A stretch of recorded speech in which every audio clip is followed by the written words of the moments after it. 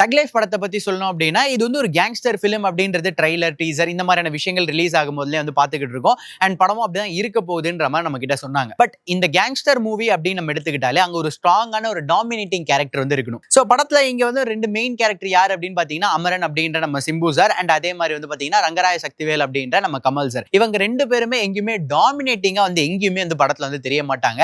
So ஒரு gangster movie அப்படின்னால அந்த ஒரு வில்லனு அந்த ஒரு ஹீரோ இவங்களுக்குள்ள எப்படி வந்து ஒரு பகை வந்து உருவாகுது அண்ட் ஒவ்வொரு கேரக்டர் எப்படி டாமினேட்டிங்கா இருக்கும் அப்படின்றது வந்து காமிக்கணும். சிம்பிளா சொல்லணும்னா நம்ம விக்ரம் படத்துல ரோலக்ஸ் கேரக்டர் பிளே பண்ற சூர்யா சார் வந்து கடைசியா ஒரு 5 நிமிஷம் தான் வருவாரு. பட் இந்த 5 நிமிஷத்துல வந்து கொடுக்குற ஒரு இம்பாக்ட் வந்து பெரிய லெவல்ல இருக்கும். அந்த டாமினேட்டிங் கேரக்டர் அந்த ஒரு மேல் டாமினேஷன் வந்து நம்ம சூப்பரா வந்து பார்த்திருப்போம். பட் இங்க கமல் சாரை பாத்தீங்கன்னா அவர் ஒரு கேங்ஸ்டர், இவரை போட்டு தள்ளுற நம்ம சிம்புவும் வந்து பாத்தீங்கன்னா ஒரு கேங்ஸ்டர் மாதிரி வந்து காமிச்சிருப்பாங்க. பட் இவங்க ரெண்டு பேருமே வந்து ரொம்ப ஒரு கொடூரமாவும் காமிச்சிருக்க மாட்டாங்க, ரொம்ப நல்லது பண்ற மாதிரி காமிச்சிருக்க மாட்டாங்க. இவங்க ரெண்டு பேர் கேரக்டர்லயுமே வந்து பாத்தீங்கன்னா அந்த ஒரு மிக்சடா நிறைய விஷயங்கள் வந்து காமிச்சிருப்பாங்க.